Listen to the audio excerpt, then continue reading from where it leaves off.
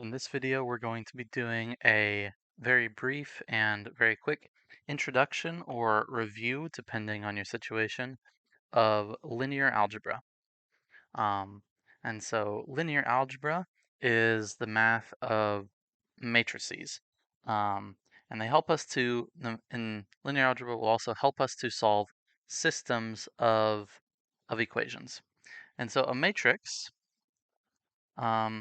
is just a collection of numbers or values that's organized into rows and columns.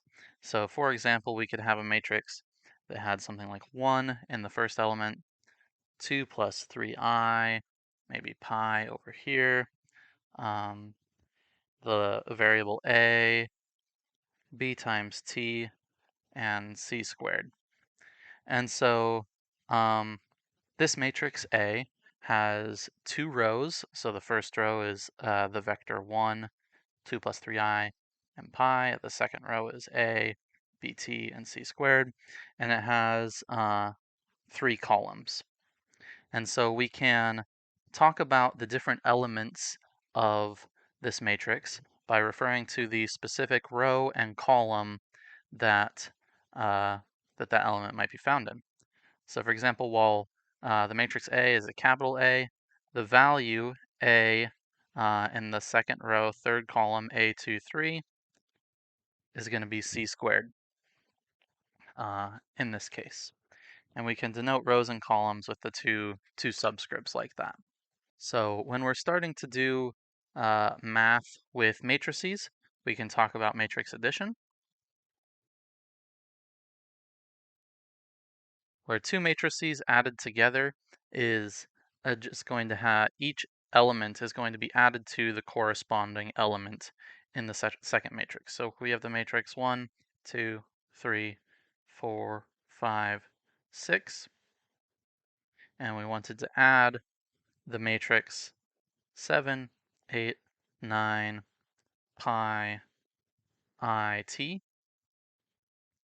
That would equal um, in the first element, we would have the first element in each matrix added together. So it would be 8, 10. So 1 plus 7 is 8. 2 plus 8 is 10. 3 plus 9 is 12. And then we would have 4 plus pi, 5 plus I, and 6 plus t in the second column. You can multiply matrices by a scalar.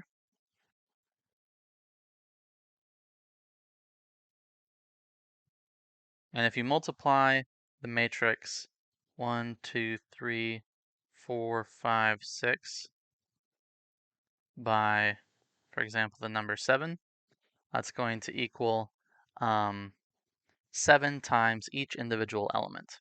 So 1 times 7 is 7, 2 times 7 is 14, 21, 28, 35, 42. You can also multiply two matrices together.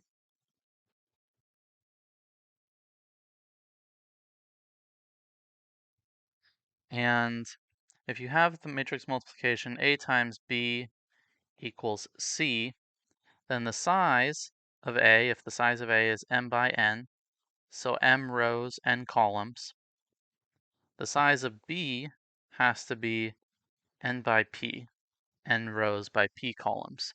So we to simplify this, we often say that the inner matrix dimensions must agree. So the number of columns of A has to equal the number of rows of B. And then the result is going to be the outer dimensions. C is going to be a matrix of size m by p, m rows, and p columns. And so that means that if you can multiply A times B, that does not mean that you can multiply B times A, and it does not mean that A times B equals B times A. So AB is not necessarily equal to B times A. And then for the matrix C, the ij element of C is going to equal the sum from k equals 1 to n. So n is the number of columns in A or rows in B of A ik times b kj. And so it becomes a dot product where you take two elements, multiply them together, and then you go farther down the row or column and start adding things up. So if we're in general, we can say AB, and if we say that's A11, A12, A13, A21, A22, A23, multiplied by B11, B12, B21, B22, B31, B32. So this is a 2 by 3 multiplied by a 3 by 2. And so the result is going to be a 2 by 2. And what we do for the first element, for the first row, first column of C, if we're following this summation right here, so for first row, first column, we take the first row of A and the first column of B, and we do a dot product. So that's A11, B11 plus A12, B21 plus A13, B31. And so that's the first element, first column, first row of C. Then the next one, to get the first row, second column, we dot the first row of A with the second column of B. So A11, B12 plus A12, B22 plus A13, B32. For the second row, first column, we multiply the second row of A times the first column of B. So that's A21, B11 plus A22, B21 plus A23, B31. And for the last one, second row, second column, it's A21, B12 plus A22, B22 plus A23, B32. And so that's the matrix C, which is a 2 by 2, 2 by 2 matrix, 2 rows, 2 columns. So I already said that AB is not equal to B times A in general. But we can say that A times the matrix B plus C, we can distribute. So that does equal AB plus AC. Doesn't matter the order, so A times BC is equal to AB times C. And we can also distribute the other way. So if we have A plus B times C, that's going to equal AC, and so we're doing a right multiply. So C is multiplied on the right on the left side of this equation and also on the right side of the equation. So that's AC plus BC. We can talk about the zero matrix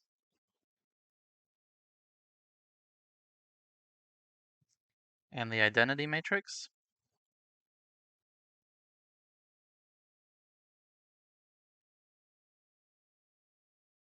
The zero matrix is any matrix whose elements are all zero. And that also means that A plus the zero matrix is equal to A. So it's the matrix that you add to another matrix to get the same matrix back. And it can be any size, whatever the size of A is. You just have that same size of matrix filled with zeros. The identity matrix is the matrix I, and that means that A times I is equal to A is equal to I times A. And the identity matrix is a square matrix with ones on the diagonal. And it can be of any size. So it could be 1, 0, 0, 1, or it could be 1, 0, 0, 0, 1, 0, 0, 0, 1. It's just going to have ones along this diagonal here. Every diagonal element will have a 1 in it.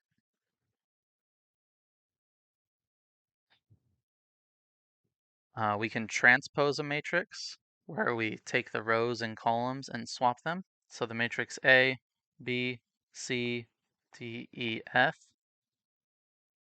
If we transpose it by putting a T up in the exponent, that means that we take the first row and we make it the first column, A, B, C, and we take the second row and we make it the second column, D, E, F.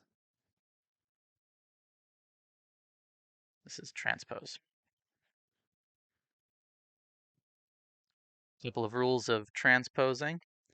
If you have A plus B plus C, so 3 matrices added together, and you transpose that, that's just the sum of each individual matrix transposed, A transpose plus B transpose plus C transpose. If you multiply matrices A, B, C, and you transpose it, then you can sort of distribute the transpose in, but you have to switch the order. So that's equal to C transpose, B transpose, A transpose.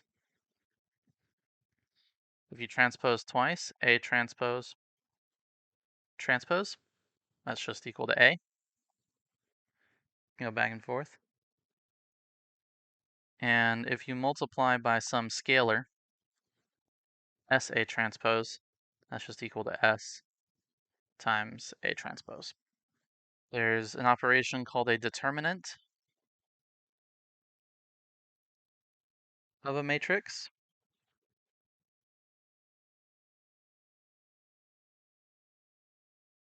Or if you have the determinant of the matrix A, B, C, D for a 2 by 2, that's going to equal to AD, so you multiply along the diagonal, minus BC. And there are determinants for any square matrix, a 3 by 3 or a 4 by 4 as well. Those are harder to calculate, but for a 2 by 2, that's how you calculate the determinant. We also have an inverse of a matrix. So matrix inverse is written like that, A inverse. And the inverse is defined as A times A inverse is equal to A inverse times A. That's equal to the identity. So it's a similar concept to dividing by a number. So 2 to the negative 1 is equal to 1 over 2. And 2 times 2 to the negative 1 is equal to 1. You can calculate the inverse of a 2 by 2 matrix using the determinant.